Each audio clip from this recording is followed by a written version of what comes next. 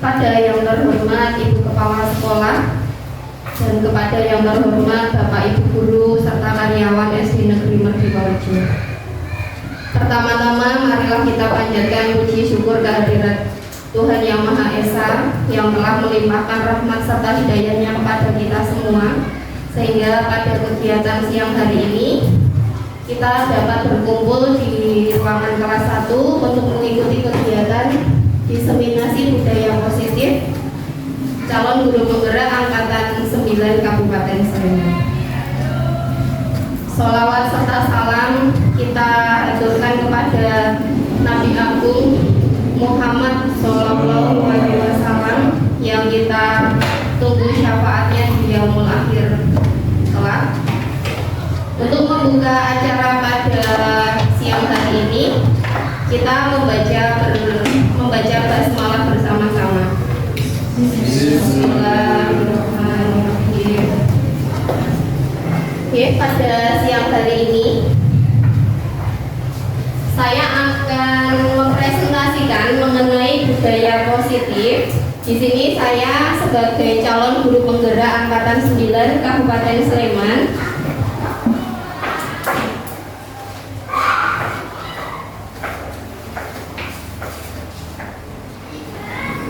Kemudian susunan acara pada siang hari ini yang pertama yaitu pembukaan. Tadi sudah kita buka dengan bacaan basmalah bersama-sama. Yang kedua sambutan dari Ibu Kepala Sekolah. Yang ketiga kegiatan diseminasi. Dan yang keempat adalah penutup.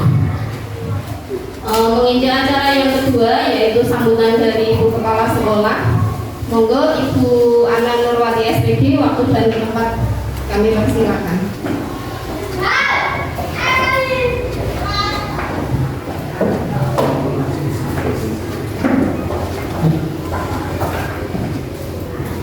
Terima kasih. Bismillahirrahmanirrahim. Assalamualaikum warahmatullahi wabarakatuh. Apa kabar Bapak Ibu? Marilah di siang ini, pada hari ini 24 Oktober tahun 2023, mari yang utama dan pertama kita panjatkan kehadiran Allah Subhanahu wa Ta'ala, karena kita masih diberi keselamatan, diberi kesehatan, sehingga bisa berkumpul di ruangan ini dalam acara diseminasi budaya positif. Sebelumnya, yang saya hormati Bapak Ibu Guru dan karyawan SD Negeri Merdiwarjo Kabupaten Sleman, terima kasih yang tak terhingga sehingga kita bisa melaksanakan acara ini yang sudah kita rancang beberapa saat yang lalu. Selanjutnya kepada yang sedang melaksanakan tugas CGP Angkatan 9, Ibu Diana Sulistiowati dari SD Negeri Merdiwarjo Kabupaten Sleman akan melaksanakan diseminasi budaya positif. Sebenarnya ada beberapa hal tentang budaya positif, tapi sebelumnya izinkan saya mengulas sedikit tentang diseminasi budaya positif itu apa.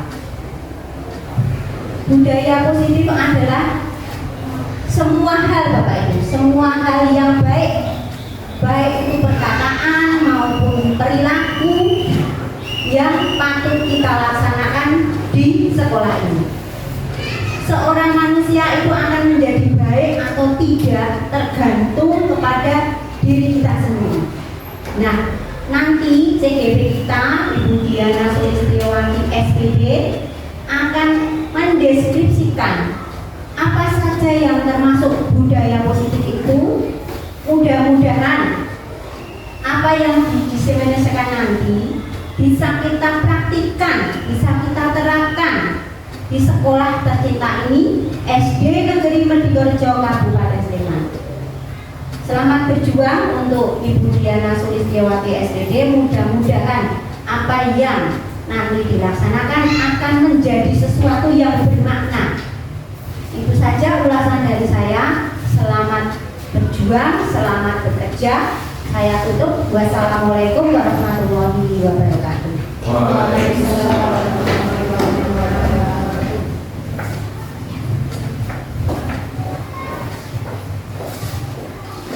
terima kasih kepada Ibu Ana Nurwati SPD atas sambutannya. Menginjak acara yang ketiga yaitu kegiatan diseminasi.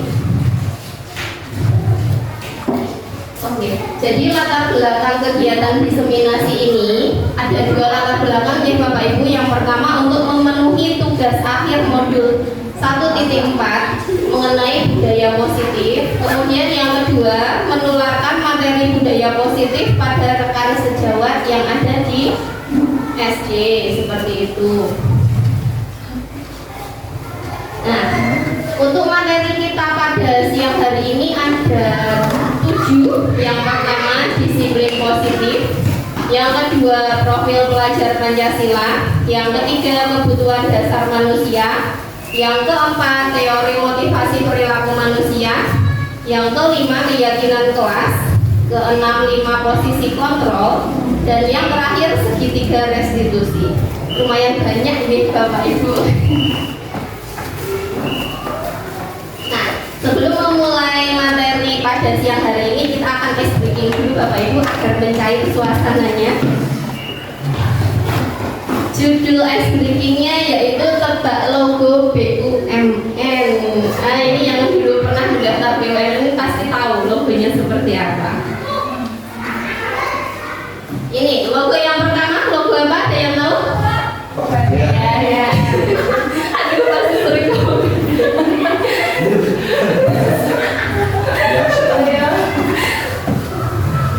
Ya benar, Pegadaian mengatasi masalah tanpa masalah. Yang kedua yaitu Garuda Indonesia, lambangnya seperti Garuda. Ya benar, Garuda Indonesia. Yang ketiga, yuk,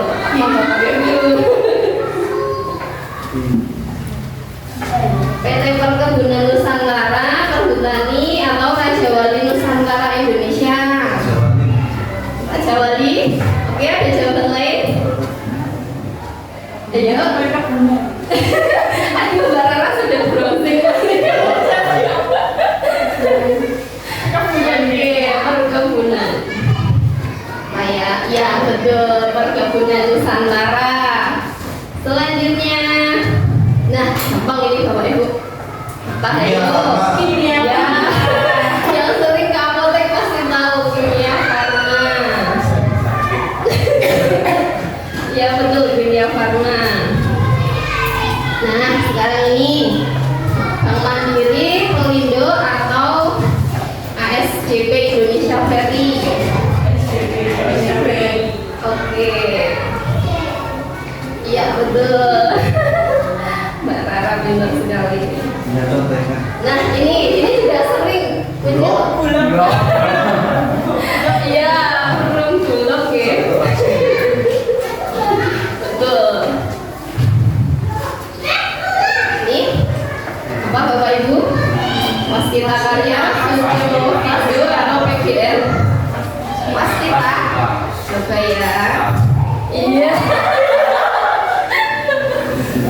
Waskita itu sebenarnya logonya seperti kayak B. Ya.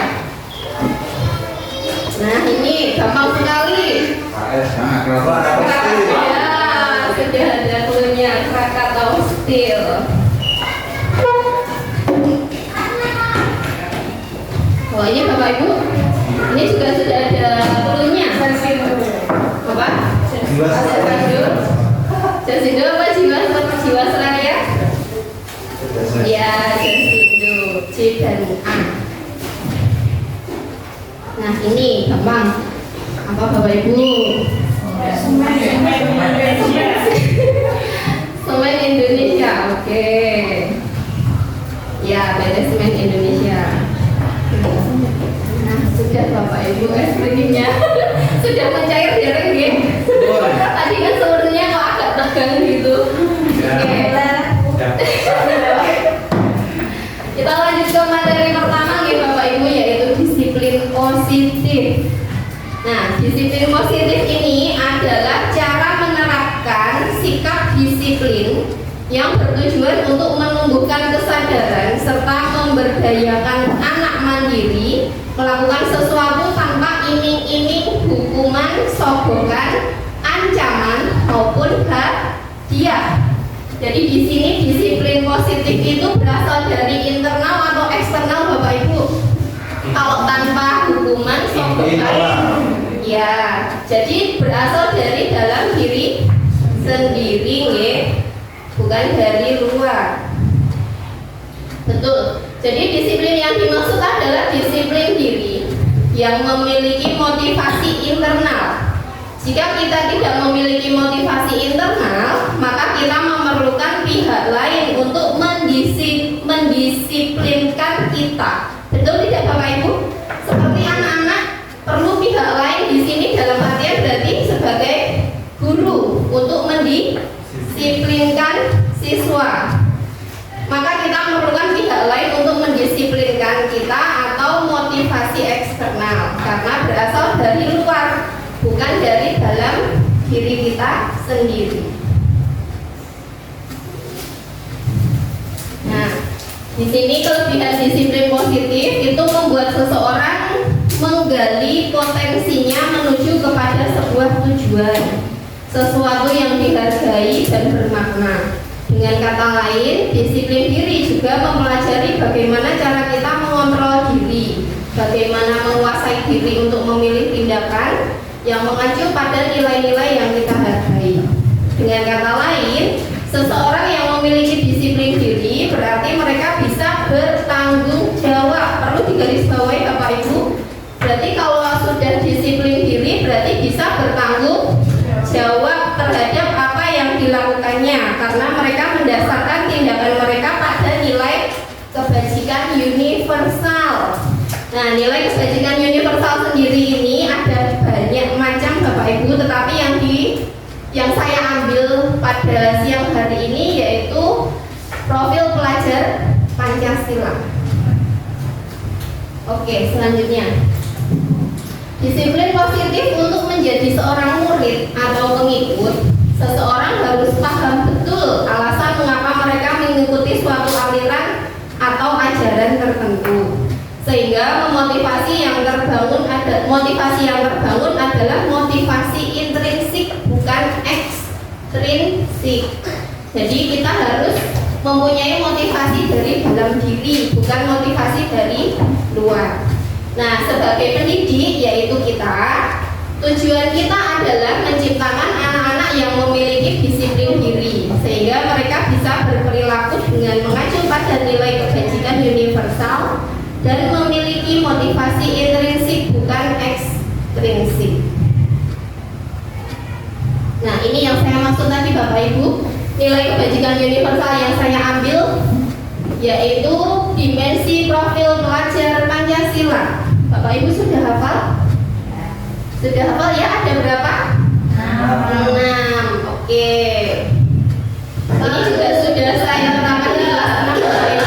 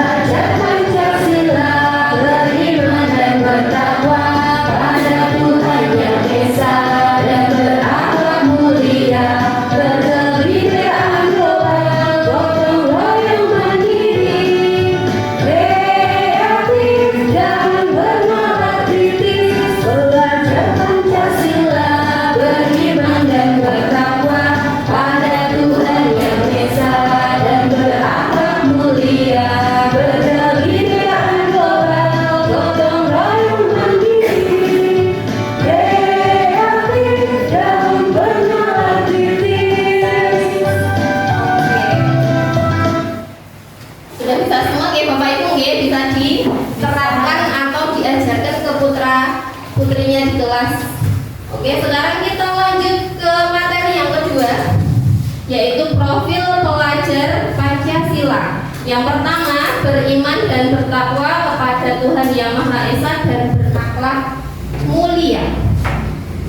Jadi pelajar Pancasila itu mengimani dan mengamalkan nilai dan ajaran agama atau kepercayaannya. Hal ini diwujudkan dalam akhlak yang baik pada diri sendiri, sesama manusia, alam, dan negara Indonesia atau nasionalisme.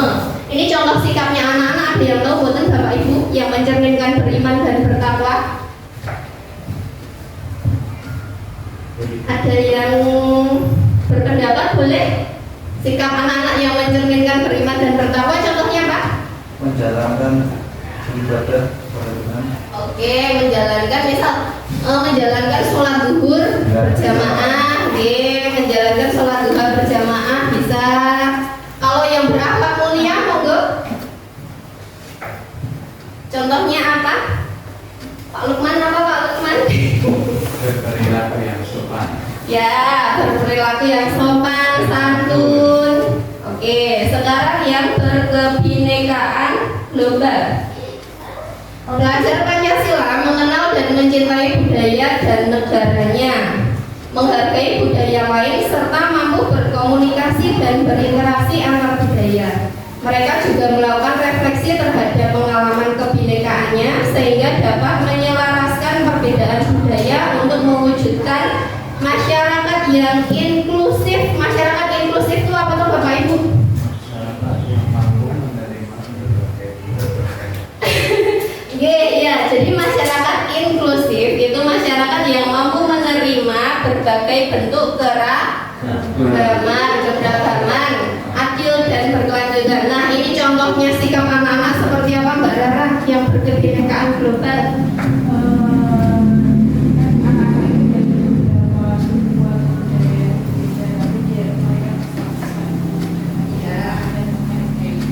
Jadi saling menghargai, saling menghormati antar sesama, tidak membeda-bedakan dan lain-lain ya Bapak Ibu ya. Kita lanjut ke gotong royong. Pelajar Pancasila melakukan kolaborasi yang dibangun atas dasar kemanusiaan dan kepedulian kepada bangsa dan negara sehingga dapat berbagi kepada sesama. Nah, sekarang contohnya apa ini Bapak Ibu yang gotong royong? Berbagi kepada sesama ini dunia ini yang sering mengadakan baksos di dunia ya. Contohnya apa punya? Anak-anak bisa berbagi ketika ada apa? Mungkin ketika istirahat bagi jajan atau ketika ada program dari sekolah berbagi dengan orang yang tidak mampu, jadi bisa diadakan kegiatan bakti sosial. Ya, benar sekali dunia, yaitu kegiatan bakti sosial, terus kegiatan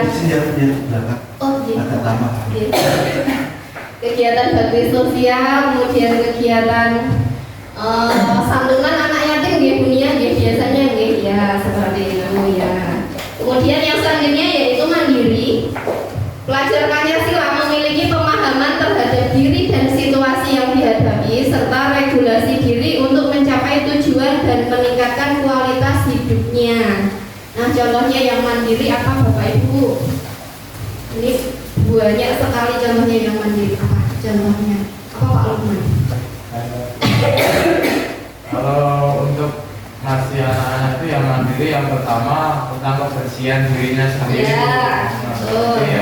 Mandiri untuk menjaga kebersihan diri, terus menjaga kebersihan tempatnya, kelas, kamar dan sebagainya. Betul sekali. Jadi yang utama itu menjaga kebersihan diri sendiri, baru nanti menjaga kebersihan kelas atau sekolahnya. Lanjut Bapak Ibu kita ke kreatif. Pelajar Pancasila yang kreatif adalah pelajar yang bisa menghasilkan gagasan, karya, dan tindakan yang orisinal. Orisinal apa Bapak Ibu? original atau orisinal nih, yang betul nih. Tidak tawi. Asli. Iya, original itu asli. Jadi tidak meniru yang lain atau plagiat karya orang lain. Jadi orisinal dari diri anak itu sendiri. Mereka juga memiliki keluasan berpikir dalam mencari alternatif solusi permasalahan. Kalau kreatif ini biasanya lebih ke SBDP gitu, mungkin. Ya, jadi misal membuat prakarya atau membuat seperti tema kita Bapak Ibu itu juga kreatif. Jadi kelas 1 kemarin juga mendaur ulang gitu, mendaur ulang dari sampah itu juga kreatif. Selanjutnya yaitu bernalar kritis. Pelajar Pancasila yang bernalar kritis menganalisa dan mengevaluasi semua informasi maupun gagasan yang diperoleh dengan baik. Mereka juga mampu mengevaluasi dan merefleksi penalaran dan pemikirannya sendiri. Nah, mungkin yang bernalar kritis ini yang masih agak sulit, masih agak sulit untuk kita kembangkan, tapi ya kita harus berusaha, Bapak Ibu. Kita lanjut ke materi yang ketiga. Materi ketiga yaitu 5 kebutuhan dasar manusia. Kebutuhan dasar manusia menurut Dr. William Glasser dalam choice theory dibagi menjadi 5, yaitu yang pertama kebutuhan untuk bertahan hidup. Nah, kalau bertahan hidup ini berarti kebutuhan untuk apa, Bapak Ibu? Kita bertahan hidup dengan apa? Iya, dengan makan. Dengan apa lagi? Iya, minum. Butuh tempat tinggal, boten? Iya. Butuh pakai boten, berarti sandang, pangan dan papan. Oke. Yang kedua, kebutuhan akan kasih sayang dan rasa diterima. Benar tidak Bapak Ibu, kita butuh kasih sayang? Ya, butuh kasih sayang dari suami, dari orang tua, dari orang terdekat kita. Oh iya, dari istri. Betul, dari istri. Kemudian rasa diterima juga iya. Jadi kita juga membutuhkan selain pengakuan untuk atas kemampuan juga pengakuan rasa diterima. Nah, itu yang ketiga Bapak Ibu, kebutuhan pengakuan atas kemampuan. Kita kan punya kemampuan masing-masing ya Bapak Ibu ya. Jadi kan kita juga butuh pengakuan dari orang lain atas kemampuan kita itu. Yang keempat yaitu kebutuhan akan kebebasan. Nah, ini anak-anak ini. Ya, benar Bapak Ibu, kebutuhan akan kebebasan. Jadi kadang-kadang anak-anak itu melanggar peraturan karena mereka ingin bebas. Mereka ingin bebas. Jadi kita juga membutuhkan kebebasan Bapak Ibu. Yang terakhir yaitu kebutuhan akan kesenangan. Kesenangan ini macam-macam. Kalau saya senangnya shopping Bapak Ibu. Jadi saya membutuhkan kesenangan untuk shopping. Mungkin Bapak Ibu yang lain ada yang suka olahraga, berarti hobi olahraga berarti butuh kesenangan akan olahraga.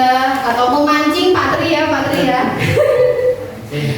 suka memancing, berarti kan kebutuhan kesenangan akan memancing dan lain-lain. Oke Bapak Ibu ya. Jadi ada 5 kebutuhan dasar manusia. Kita masuk ke materi keempat, yaitu teori motivasi. Disney Gosen dalam bukunya Restructuring School Discipline menyatakan ada 3 motivasi perilaku manusia. Yang pertama, menghindari ketidaknyamanan atau hukuman. Nah, kadang siswa kita atau anak kita itu menghindari ketidaknyamanan atau hukuman Bapak Ibu, iya tidak? Jadi misal contohnya, siswa mengenakan seragam merah putih lengkap ketika upacara. Karena apa? Agar tidak dia apa? Nah, agar tidak dihukum. Jadi itu juga masih motivasi dari luar Bapak Ibu, bukan dari dalam dirinya. Masih ada motivasi eksternalnya. Jadi siswa mengenakan seragam atribut lengkap agar tidak dihukum ketika upacara bendera. Nah, motivasi motivasi yang berasal dari luar. Terus yang kedua, mendapatkan imbalan atau penghargaan dari orang lain. Nah, Bapak Ibu yang sering memberikan penghargaan atau imbalan siapa ini? Bunyinya sering ya, bunyinya untuk motivasi ya. Nah, padahal ini juga tidak begitu baik dunia efeknya. Jadi hukuman juga tidak baik, penghargaan juga tidak baik Bapak Ibu. Nah, di sini contohnya siswa mengerjakan tugas tepat waktu agar mendapat penghargaan dari guru. Kadang kali saya pun juga seperti itu. Ada siswa yang mengerjakan cepat, terus kemudian sudah selesai dikumpulkan di depan, terus saya apresiasi, bagus Mbak, bagus kamu kerja cepat gini-gini. Padahal dia kan karena ada motivasi dari luar, bukan dari dalam dirinya. Itu termasuk motivasi ekstrinsik atau motivasi yang berasal dari luar. Kemudian yang ketiga, ini yang paling penting Bapak Ibu, untuk menjadi orang yang mereka inginkan dan menghargai diri sendiri dengan nilai yang mereka percaya. Jadi siswa belajar dengan tekun agar mendapat nilai yang memuaskan. Jadi dia sadar, dia meyakini kalau dia belajar itu akan mendapatkan nilai yang memuaskan. Bukan karena kok, oh aku takut dihukum, oh aku karena ingin mendapatkan penghargaan, ingin mendapatkan imbalan seperti itu. Jadi ini motivasi intrinsik atau yang berasal dari dalam diri anak tersebut. Oke, kita sampai ke materi kelima, yaitu keyakinan kelas. Setelah ini nanti kita praktek nih Bapak Ibu ya, biar tidak ngantuk.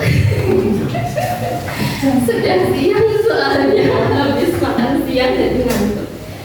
Keyakinan kelas merupakan hal-hal yang diyakini oleh murid dan guru untuk disepakati dan dapat dilaksanakan secara sadar dan sukarela oleh semua warga kelas yang dapat menumbuhkan budaya positif di lingkungan kelas maupun sekolah.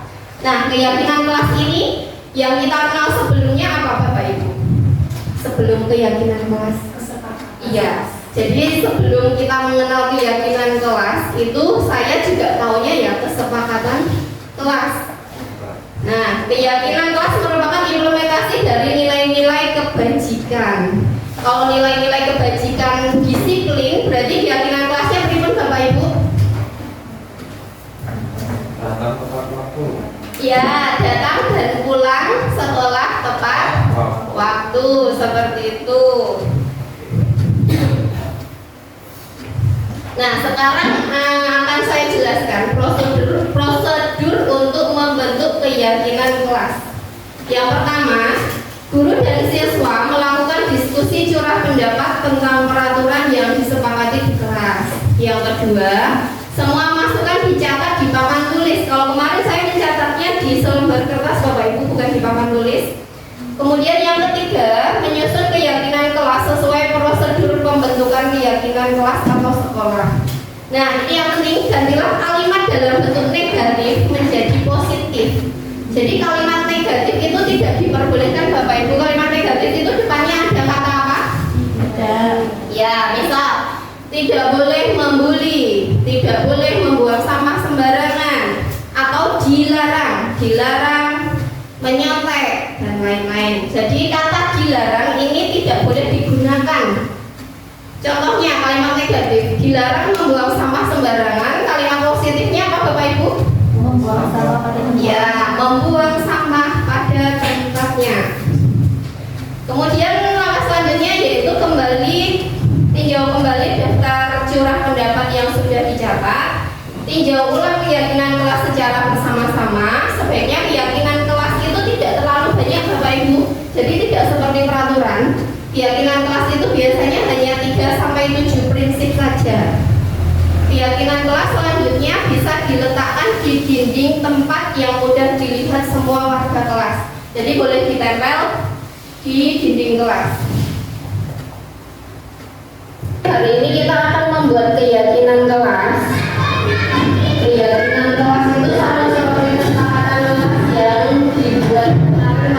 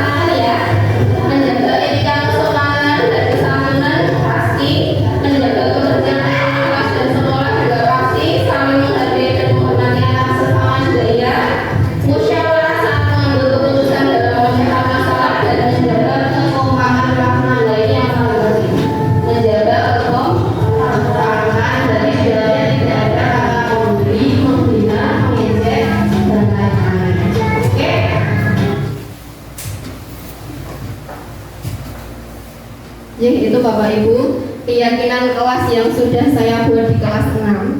Jadi kemarin itu saya meminta anak-anak untuk menuliskan keyakinan atau kesepakatan kelas apa yang mereka setujui, mereka yakini. Kemudian di situ kan masih ada kata negatif seperti tidak boleh atau dilarang dan lain-lain. Nah, saya mengiring anak-anak itu mengubahnya menjadi kalimat positif. Jadi menjadi keyakinan kelas yang ada di sampingnya. Yaitu yang pertama, berdoa sebelum memulai dan sesudah kegiatan pembelajaran. Yang kedua, menjaga etika sopan dan santun. Yang ketiga, menjaga ketertiban lingkungan, kebersihan lingkungan kelas dan sekolah. Yang keempat, saling menghargai dan menghormati antar sesama. Yang kelima, musyawarah saat mengambil keputusan dalam memecahkan masalah. Dan yang keenam, menjaga kekompakan kelas 6. Seperti itu Bapak Ibu. Jadi mungkin masih ada kesepakatan kelas yang di dalamnya ada kata negatifnya, besok bisa diubah menjadi kalimat positif nih. Ini saya juga membawa keyakinan kelas kemarin yang dibuat oleh anak-anak. Jadi di dalamnya masih ada kata dilarang, tidak boleh, terus kemudian tidak boleh toksik dan lain-lain. Nah, ini sudah saya ubah menjadi keyakinan kelas yang kata-katanya di dalamnya sudah positif. Oke. Kita akan mulai tebak-tebakan Bapak Ibu. Kelihatan betul sih itu ya.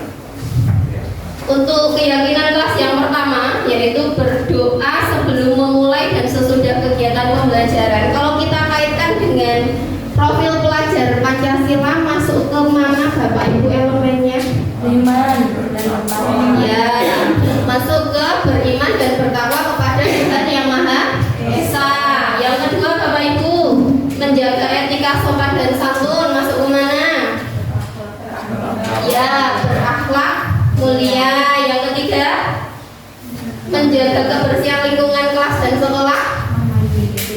Ya, mandiri bisa. Apalagi Tuhan? Masuk ke akhlak. Ya, berakhlak mulia juga bisa Bapak Ibu. Jadi membuang sampah pada tempatnya itu juga masuk ke berakhlak mulia. Masuk juga ke gotong royong, boten? Ya, jadi kalau kita kegiatan Jumat bersih itu masuk nggih gotong royong. Kemudian yang keempat, saling menghargai dan menghormati antar sesama. Masuk ke mana dimensinya?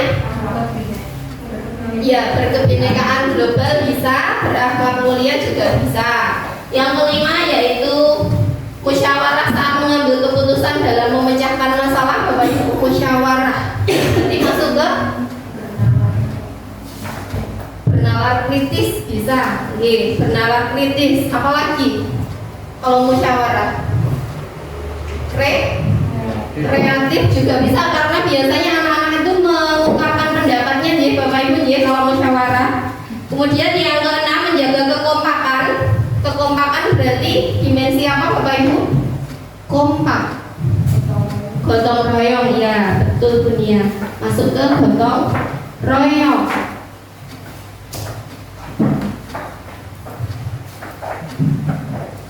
Nah, sekarang ada tugas Bapak Ibu. Jadi tidak hanya satu arah saya yang menjelaskan, tetapi juga Bapak Ibu juga ikut membuat. Buatlah satu contoh keyakinan kelas beserta nilai kebajikan yang ada di dalamnya. Satu mawon, satu saja, kemudian nanti disebutkan nilai kebajikan apa, dikaitkan dengan dimensi profil pelajar Pancasila. Nanti boleh ditempelkan di depan ya Bapak Ibu ke bagian contoh keyakinan kelas.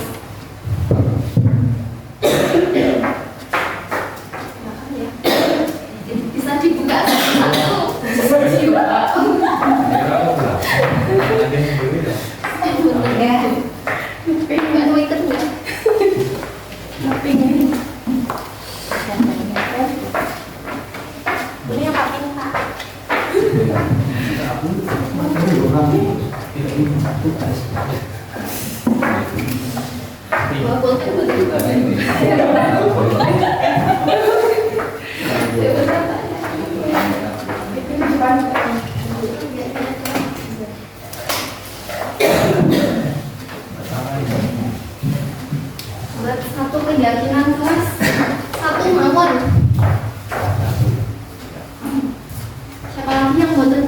pulpen.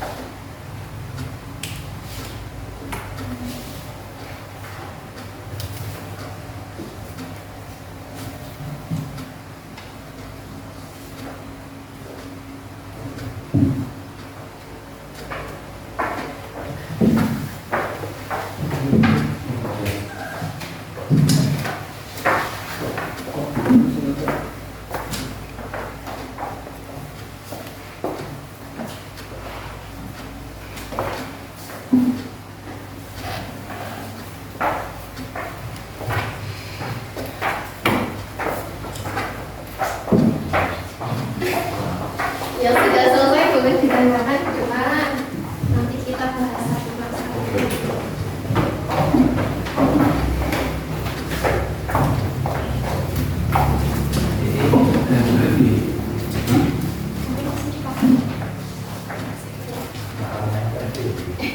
Sangatnya bagus.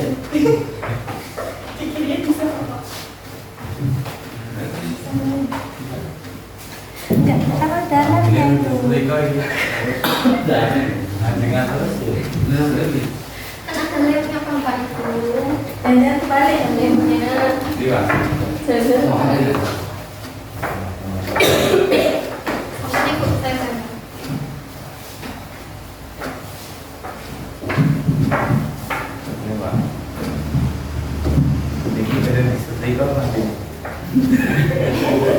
Susu.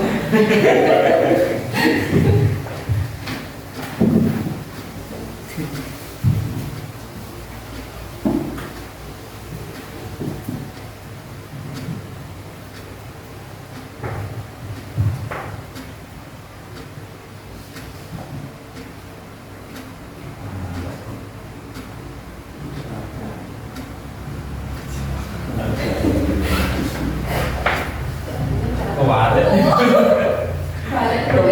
Balik terus ke bapaknya. Gitu.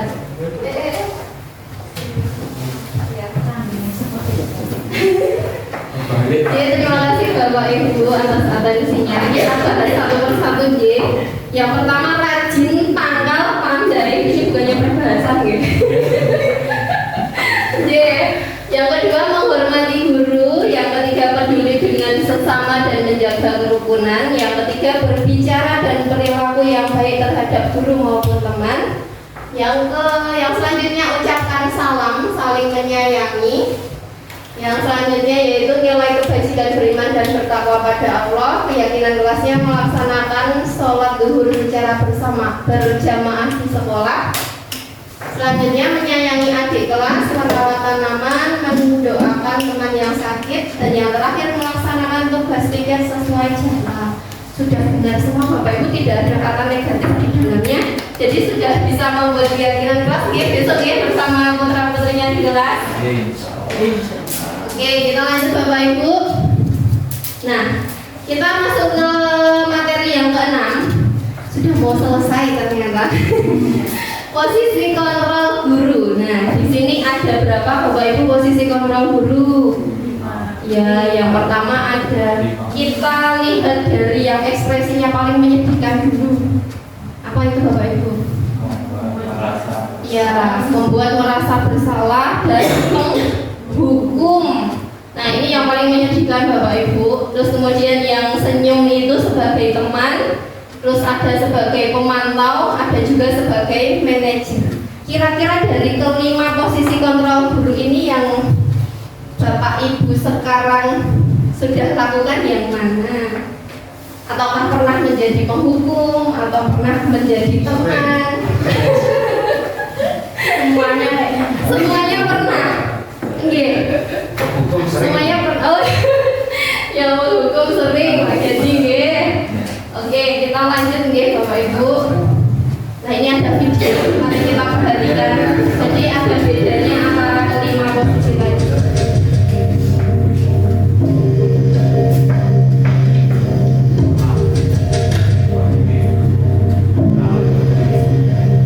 Naren, sini kamu. Selamat pagi Bu. Selalu terlambat. Kamu deh, pasti terlambat. Maaf Bu, saya Apa? Apa coba? Alasan kamu apa lagi? Kapan sih kamu tidak terlambat? Malas sekali ya kamu jadi anak. saya Dasar pemalas. Gak kapok-kapok sih kamu. Sudah berapa kali terlambat? Sana, kamu keliling lapangan basket 2 kali. kenapa saya harus keliling lapangan basket Bu? Kenapa? Kamu mau lawan ibu? Berani-beraninya jawab. Sudah terlambat, masih berani jawab pula. Sekarang, keliling lapangan basket 5 kali sekalian. Biar kapok. Cepat, Salah sekali. pergi sana ke lapangan basket. Tadi yang sebagai penghukum ya, kalau sekarang yang membuat rasa bersalah.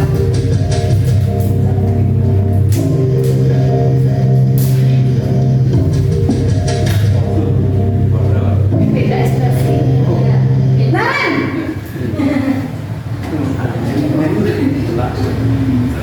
Selamat pagi Bu. Naren. Kamu kenapa terlambat lagi, nak? Ya Tuhan, Naren. Kamu senang ya bikin ibu susah ya? Kalau kamu terlambat lagi, nanti ibu yang ditegur bapak kepala sekolah, nak. Disangka ibu tidak bisa membina kamu. Duh, gimana ini? Maaf Bu, Duh, Gusti Naren. Kamu suka ya kalau ibu ditegur bapak kepala sekolah? Terus, sekarang ibu harus tulis apa ini di buku absen? Ini kamu sudah sering terlambat loh. Ibu harus apa coba? maaf Bu, maaf sekali. Ya sudah, lain kali jangan bikin ibu susah lagi ya nak ya. Ibu tidak akan kuat lagi kalau kamu begini terus. Bisa jantungan kalau ibu tegur bapak kepala sekolah. Sana cepat ke kelas. Maaf ya Bu, maaf sekali. Nah, ini sebagai teman Bapak Ibu.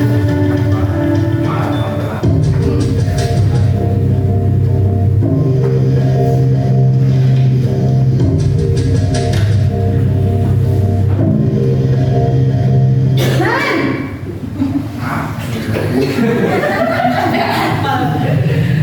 Selamat pagi Bu. wah sudah jam berapa ini nak? Terlambat lagi ya sayang.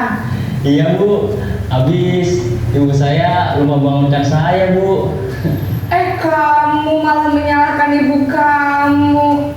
Kamu bukannya anak yang larinya paling kencang. Kok terlambat sih? Iya Bu, saya memang terlambat bangun tadi. Jadi biarpun saya lari kencang, tetap gak kekejar Bu. Ya sudah sana. Nanti lain kali larinya lebih kencang lagi ya. Biar gak terlambat lagi. Bikin seneng ibu. Demi ibu. Bisa kan? Bisa lah Bu. Ya sudah sana masuk kelas. Ibu beresin urusan absen kamu. Kamu ini ada-ada saja. Sebagai pemantau orang kita.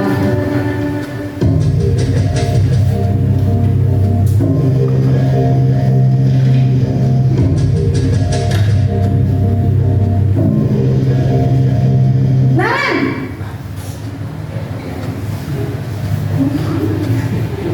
Selamat pagi Bu.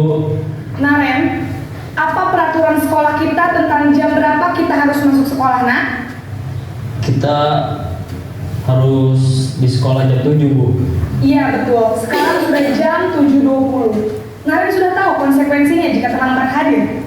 Paham Bu, saya harus tinggal kelas pas jam istirahat selama 20 menit. Iya benar, konsekuensinya demikian. Jadi nanti jam 9.30 pas istirahat, kamu harus tinggal di kelas, kerjakan tugas tambahan untuk ketertinggalan kamu, ya? Baik Bu. Sebagai manajer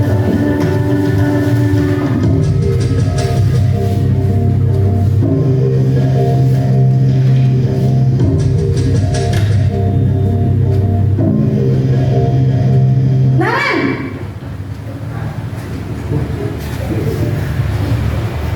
Selamat pagi Bu.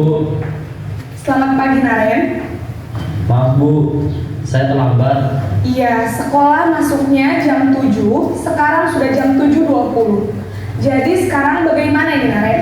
Maaf Bu, saya lupa setel alarm saya semalam. Baiklah, menurut kamu, keyakinan sekolah yang mana yang perlu kamu tingkatkan? Menghargai diri sendiri dan orang lain mungkin ya Bu. Setuju. Jadi, apakah Naren meyakini prinsip saling menghormati tersebut? Iya Bu, saya meyakininya. Apakah Naren bersedia memperbaiki masalah keterlambatan ini? Bersedia Bu. Bagaimana kamu akan perbaiki masalah keterlambatan ini? Saya akan coba untuk tidak lupa menyetel alarm saya Bu. Baik, kalau Naren lupa menyetel alarm di rumah, ada orang yang kira-kira bisa bantu mengingatkan tidak? Ada Bu, kakak saya, Kak Emma. Ada lagi selain Kak Emma? Selain Kak Emma, ada ibu saya. Baik, jadi yang mengingatkan Naren adalah Kak Emma dan ibu kamu ya? Kira-kira akan mulai start alarm kapan ya Naren? Setelah pulang sekolah, akan segera saya lakukan. Baik, jadi Naren akan setel alarm untuk bangun besok pagi dan akan diingatkan oleh kakak dan ibunda Naren ya. Ada lagi yang mungkin perlu dilakukan Naren agar tidak terlambat bangun lagi? Tidak ada Bu. Baik Naren, terima kasih untuk kerjasama kamu. Sekarang kamu perlu kembali ke kelas untuk belajar. Baik Bu, terima kasih.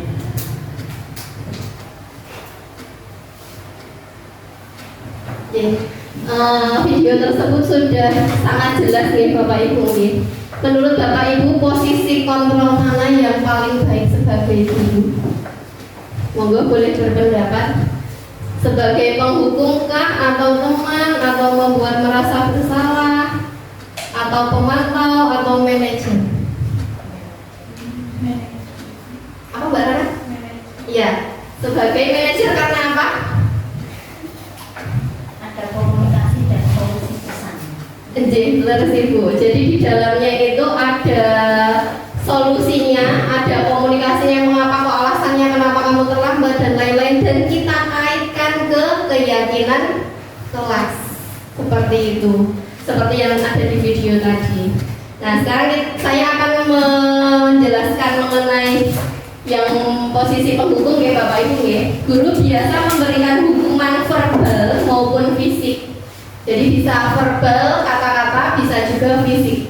Contoh kata-katanya, patuhi aturan saya atau awas, kamu selalu saja salah. Pasti selalu yang terakhir selesai. Jadi kata-katanya biasanya menjatuhkan Bapak Ibu. Jadi kalau anak-anak yang mempunyai mental mungkin kurang kuat, kurang sigap, mungkin langsung down gitu kalau kita bertindak seperti itu. Jadi untuk yang penghukum ini berada di posisi paling bawah karena itu menjatuhkan mental anak Bapak Ibu. Yang kedua yaitu sebagai pembuat merasa bersalah. Guru membuat murid merasa tidak nyaman, bersalah, atau rendah diri. Contoh kata-katanya, Ibu sangat kecewa sekali dengan kamu. Berapa kali Bapak harus memberitahu kamu ya? Gimana coba kalau orang tua kamu tahu kamu berbuat seperti ini? Contohnya seperti itu. Jadi kita membuat anak itu merasa bersalah. Ini nomor 2 dari bawah tingkatannya. Kemudian sebagai teman, guru pada posisi ini tidak akan menyakiti murid, namun akan tetap berupaya mengontrol murid melalui persuasi. Contoh kata-katanya, Ayo bantulah demi Bapak ya. Ayo ingat, tidak bantuan Bapak selama ini ya sudah, kali ini tidak apa-apa, nanti Ibu bereskan. Itu ada di cuplikan videonya tadi. Kita lanjut ke pemantau. Posisi pemantau berdasarkan pada peraturan dan konsekuensi. Dengan menggunakan sanksi atau konsekuensi, kita dapat memisahkan hubungan pribadi kita dengan murid sebagai seorang yang menjalankan posisi pemantau. Pertanyaan yang diajukan seorang pemantau itu biasanya seperti ini. Peraturannya apa? Apa yang telah kamu lakukan? Sanksi atau konsekuensinya apa? Gitu. Jadi kita mempunyai konsekuensi atau sanksi jika anak-anak itu melanggar peraturan. Nah, ini posisi yang terbaik Bapak Ibu, yaitu sebagai manajer. Posisi di mana guru berbuat sesuatu bersama dengan murid, mempersilahkan murid mempertanggungjawabkan perilakunya, mendukung murid agar dapat menemukan solusi atas permasalahannya sendiri. Di manajer, murid diajak untuk menganalisis kebutuhan dirinya maupun kebutuhan orang lain. Seorang manajer akan berkata, apa yang kita yakini, jadi kita merujuk kembali ke keyakinan kelas yang sudah kita sepakati bersama, nggih Bapak Ibu nggih. Apakah kamu meyakininya? Jika kamu meyakininya, apakah kamu bersedia memperbaikinya? Apa rencana kamu untuk memperbaiki hal tersebut? Jadi kita merujuk kepada keyakinan kelas yang sudah disepakati. Nah, sekarang saya mau minta pendapat Bapak Ibu, manakah posisi kontrol yang menurut Bapak Ibu itu paling baik? Jelaskan alasannya. Boleh menggunakan post-it lagi, boleh, nanti ditempelkan di depan. Karena posisi guru ini kan juga tergantung perspektif Bapak Ibu nggih. Jadi dari mana Bapak Ibu memandang, apakah dari sisi posisi manajer atau sebagai teman atau apa? Nanti kita tulis satu persatu kemudian tempelkan di depan.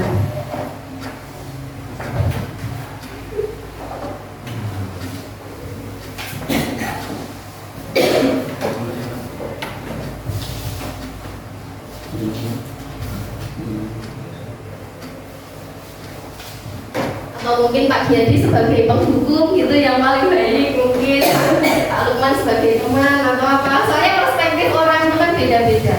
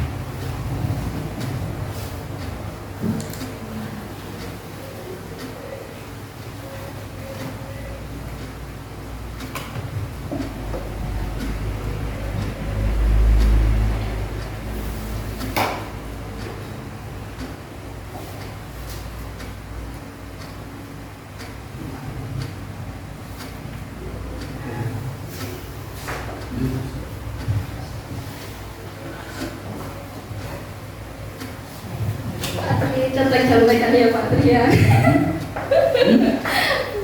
Iya, ini sama Pak Wahyu. Paknya langsung berapa?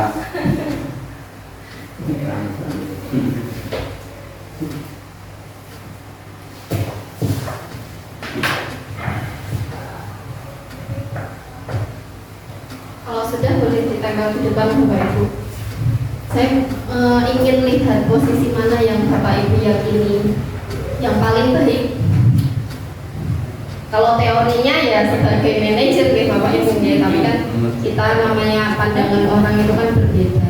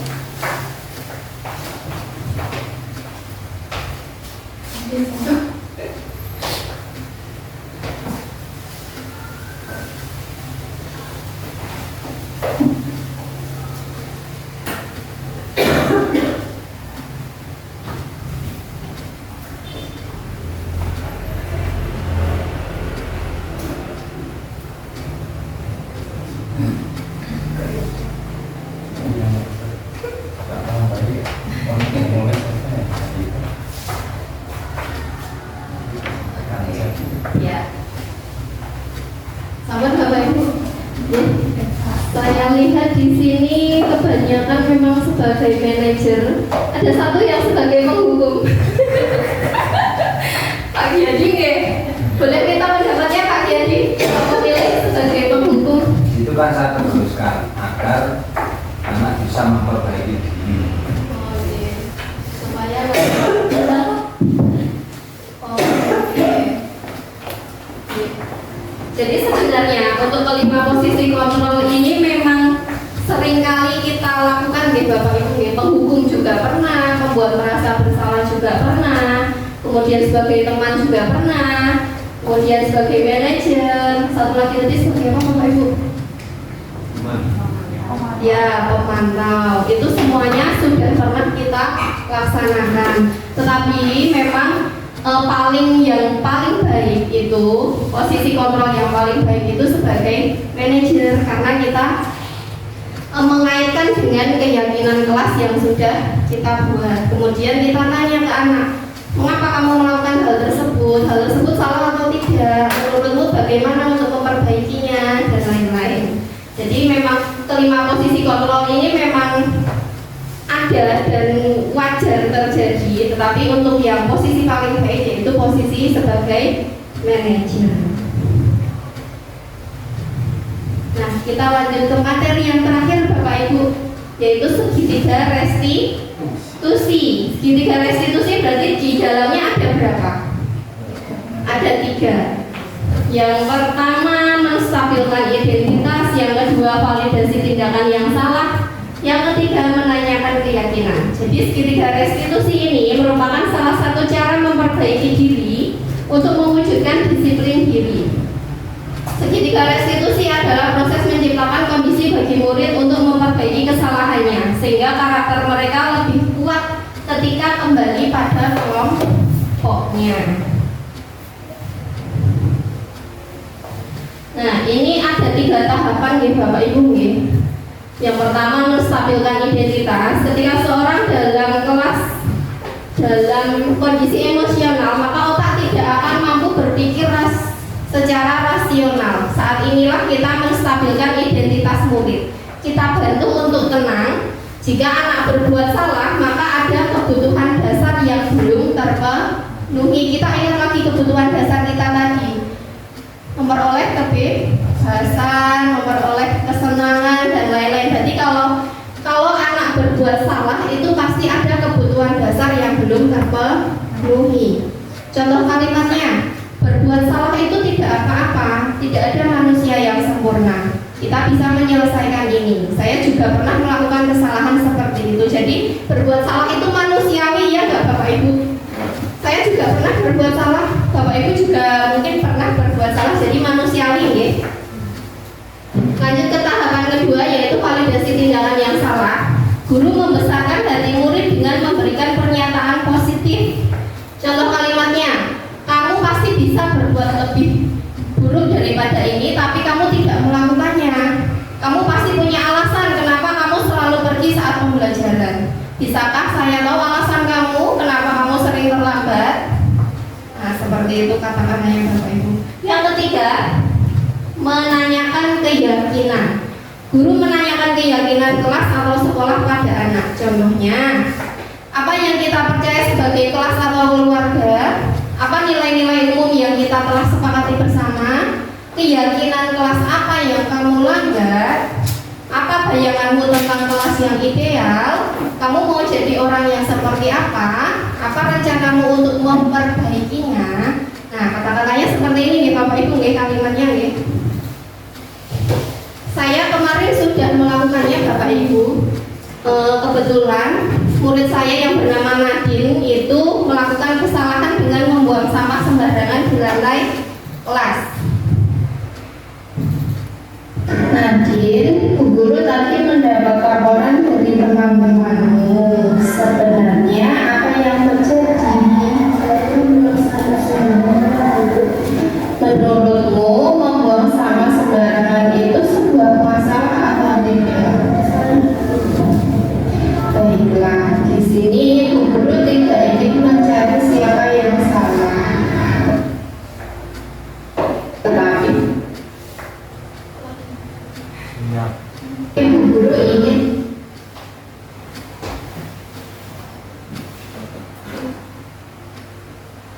Nadine, Bu Guru tadi mendapat laporan dari teman-temanmu. Sebenarnya apa yang terjadi? Menurutmu membuang sampah sembarangan itu sebuah masalah atau tidak? Baiklah, di sini Bu Guru tidak ingin mencari siapa yang salah, tetapi Bu Guru ingin mencari solusi dari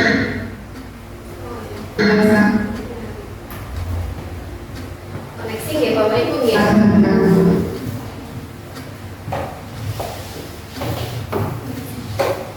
Kita lanjut mawon ya Bapak Ibu ya, sepertinya koneksinya sedang buruk. Yang jelas ini praktek saya kemarin ketika penerapan segitiga restitusi kepada Nadine. Kemudian ini ada testimoni dari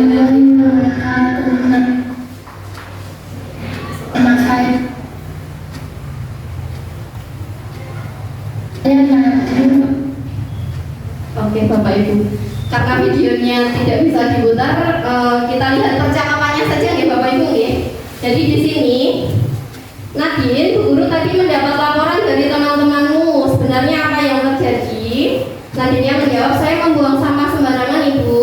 Menurutmu membuang sampah sembarangan itu sebuah masalah atau tidak? Masalah Bu. Baiklah, di sini Ibu Guru tidak ingin mencari siapa yang salah, tetapi Bu Guru ingin mencari solusi dari permasalahan kamu. Jadi di sini tahap menstabilkan identitas nggih Bapak Ibu nggih. Terus tadinya menjawab, iya Bu Guru ingin tahu mengapa kamu membuang sampah sembarangan. Nah ini tahap validasi tindakan yang salah. Saya malas berjalan ke tempat sampah Bu. Apakah menurutmu hal itu benar Nadine? Tidak Bu. Nah sekarang mari kita lihat kembali keyakinan kelas dan sekolah kita. Mana yang belum kamu tunjukkan? Jadi kita menuju ke keyakinan kelas ya Bapak Ibu ya. Menanyakan keyakinan, yaitu menjaga lingkungan kelas dan sekolah. Dalam hal ini apakah kamu sudah melaksanakan keyakinan kelas? Belum Bu.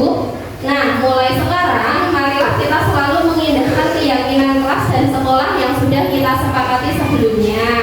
Untuk memperbaiki kesalahan kamu, apa yang akan kamu lakukan Nadine? Saya akan membersihkan lantai kelas yang saya kotori Bu, dan tidak akan mengulanginya kembali. Bagus, kamu sudah menemukan solusinya. Silakan kembali ke kelas. Ya Bu, terima kasih. Jadi kurang lebih percakapannya seperti itu ya Bapak Ibu ya. Di dalamnya ada tahapan segitiga restitusi. Nah sekarang kita berpasangan Bapak Ibu, boleh dua-dua. Kita akan membuat skenario percakapan segitiga restitusi yang disesuaikan dengan masalah yang ada di kelas masing-masing. Kalau yang saya ambil tadi itu membuang sampah sembarangan, boleh nanti masalah yang lain atau mengejek teman atau tidak berlaku hormat kepada sesama atau apa boleh. Kita berpasangan, jadi ada yang menjadi guru, ada yang menjadi siswa. Saya berikan kertasnya nih.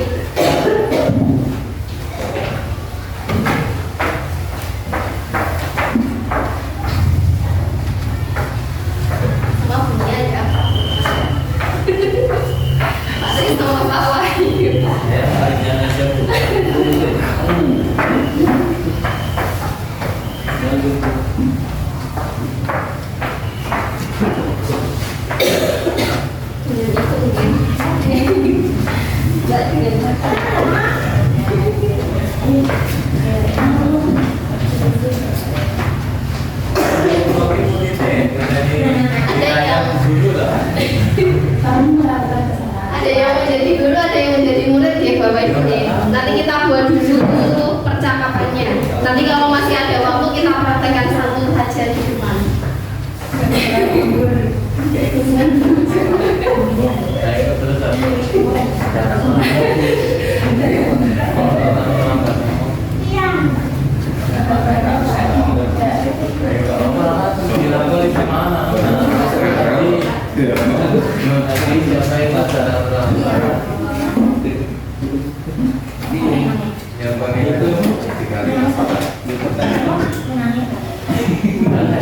Kata-katanya banyak ya Bapak Ibu ya. Yang menstabilkan identitas ada ini, ada 4 ini. kedua juga boleh pakai kata-kata ini. Yang ketiga juga boleh pakai kalimat ini. Ambil salah satu saja yang relevan mungkin. Ini tadi yang biasa.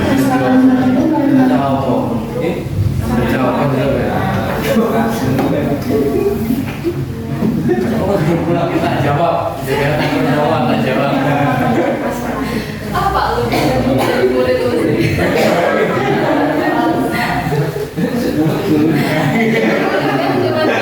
Ya bu, ya bu. Kemudian dimasukkan kita lagi.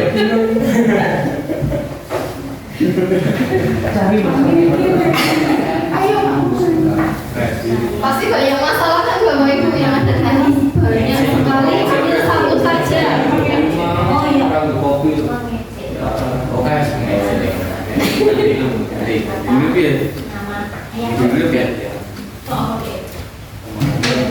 Nanti kalau kita tinggal di sana, mau nanti pakai aja. Kan sekarang Belum nih. kalau sih Belum aja. guru tadi mengatakan dari sekolah Apa? Kopi.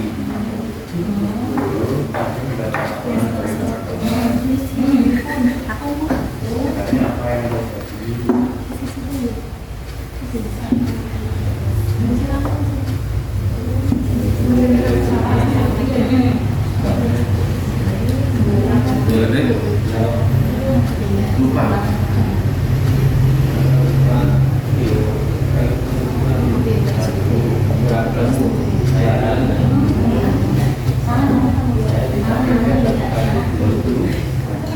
Kok bisa?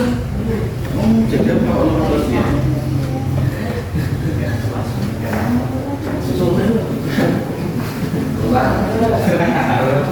Aku tidak. Wah, keluarga dulu ya. Respon tuanya ini sekolah. Aku tak tidak.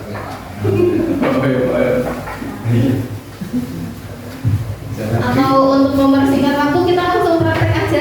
Ayo di depan. Pak Lukman sudah siap. Ayo Pak Lukman, monggo sama Bunia.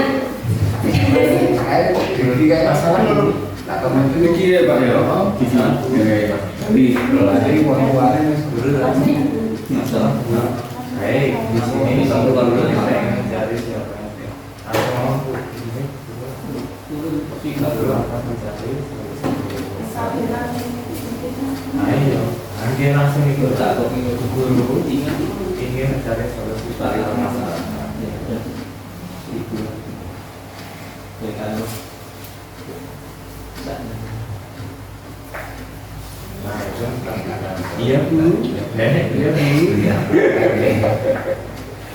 Nah, Tulis poinnya saja tidak apa-apa Bapak Ibu. Yang penting ada ketiganya. Ada ketiga tahapannya.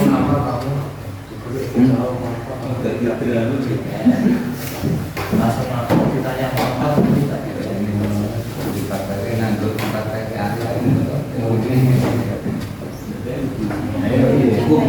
ayo karo ini seru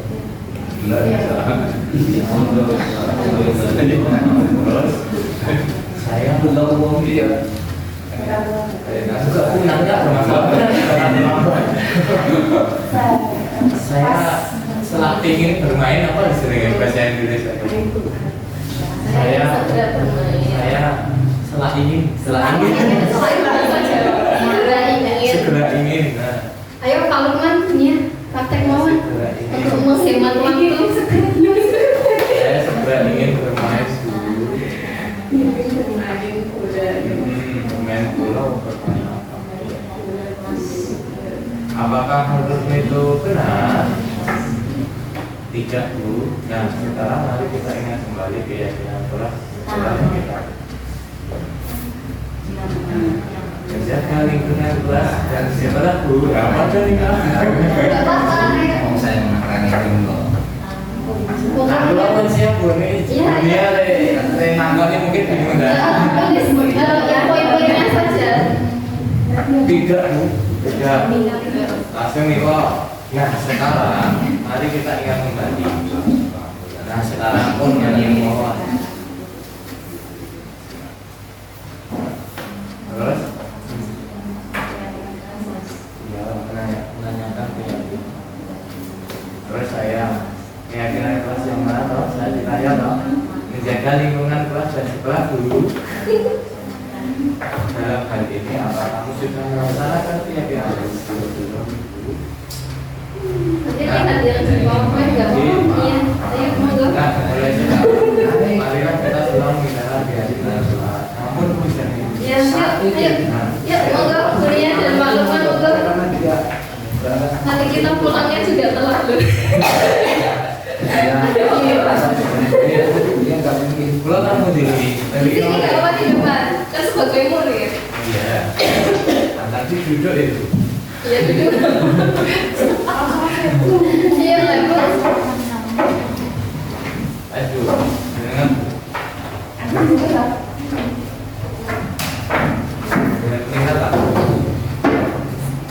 Oke, kita saksikan ya Bapak Ibu ya. Sidang. Ya, mana dulu dulu kan. Lukman, Iya Bu.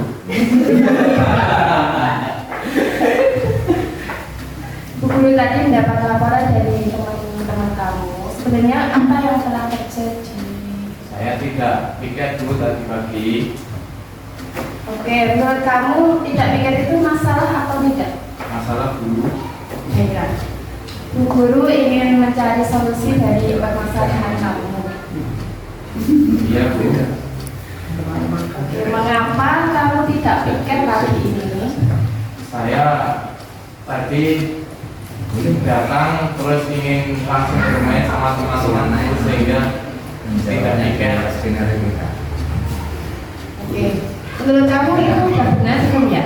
Belum. Jadi Kalau emang tidak benar, sekarang mari diingat kembali, kita ingat kembali keyakinan kelas atau sekolah. Yang mana yang belum kamu tunjukkan? Menjaga lingkungan kelas dan sekolah dulu. Baiklah, dalam hal ini apakah kamu sudah melaksanakan keyakinan kelas? Belum Bu. Oke, mulai sekarang marilah kita selalu mengindahkan keyakinan kelas dan sekolah kita yang sudah kita sepakati sebelumnya, dan untuk memperbaiki kesalahan kamu, apa yang akan kamu lakukan? Saya akan membersihkan kelas nanti setelah pulang sekolah Bu, dan tidak akan mengulangi tindakan saya yang tidak melaksanakan jadwal piket. Oke, bagus. Kamu sudah menemukan solusinya. Sekarang silakan kembali ke kelas. Ya Bu, terima kasih. Ya, beri aplaus Bapak Ibu. Terima kasih Bu Nia dan Pak Lukman sudah bersedia memperagakan skenario percakapannya. Oke. Nah, kita sudah sampai ke kesimpulan Bapak Ibu. Kesimpulan yang bisa kita ambil pada kegiatan siang hari ini yang pertama, kita tidak bisa mengontrol orang lain dan hanya kita sendiri yang mampu mengontrol diri kita. Yang kedua, hukuman dan penghargaan itu tidak mampu untuk memperbaiki kesalahan murid. Yang ketiga, setiap perilaku murid memiliki tujuan untuk memenuhi kebutuhan dasarnya. Yang keempat, seseorang akan melakukan sesuatu dengan senang hati jika ia meyakininya. Yang selanjutnya, guru harus mampu menempatkan dirinya sebagai manajer dalam pembelajaran. Dan yang terakhir, penerapan restitusi yang baik adalah melalui tahapan segitiga restitusi. Nah, sekarang kita lanjut ke termin tanggapan Bapak Ibu. Monggo ada yang mau memberi masukan, saran, tanggapan, boleh dipersilakan. Monggo Bapak Ibu boleh. Bu Nia mungkin boleh.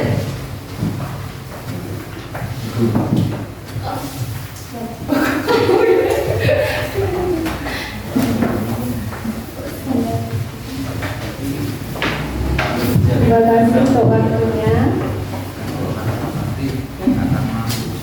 Alhamdulillah dengan adanya diseminasi tentang budaya positif dari Bu Diana pada siang hari ini. Saya secara pribadi jadi paham ya tentang keyakinan kelas, terus posisi kontrol untuk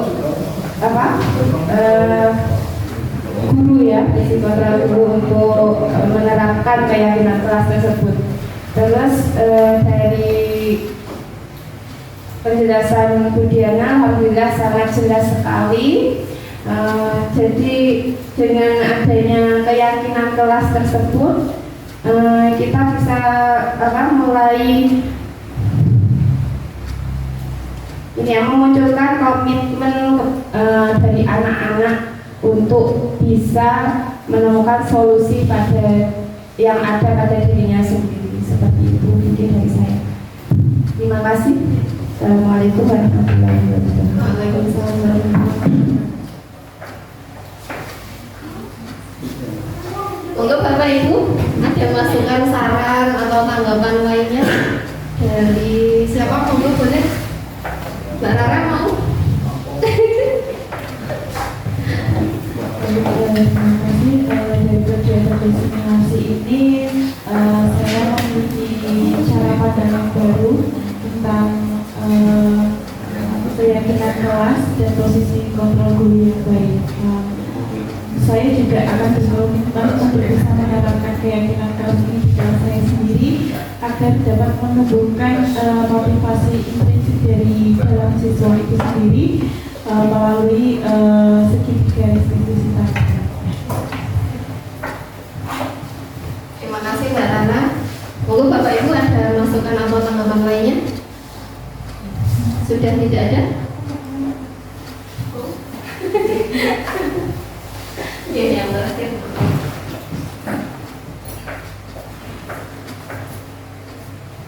Terima kasih. Alhamdulillah dengan adanya kegiatan ini, semoga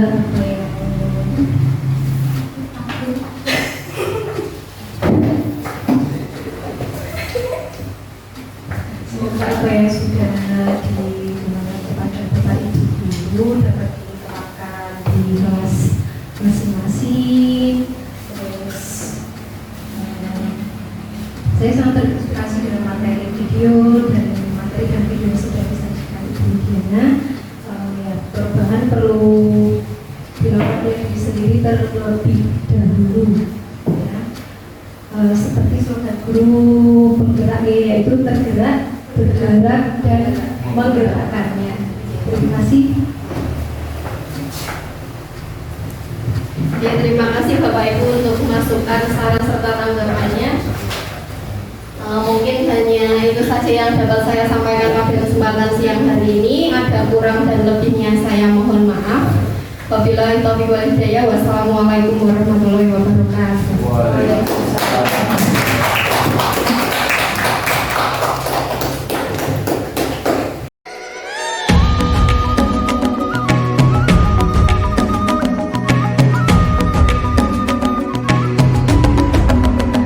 Bangun dan bukalah matamu, saatnya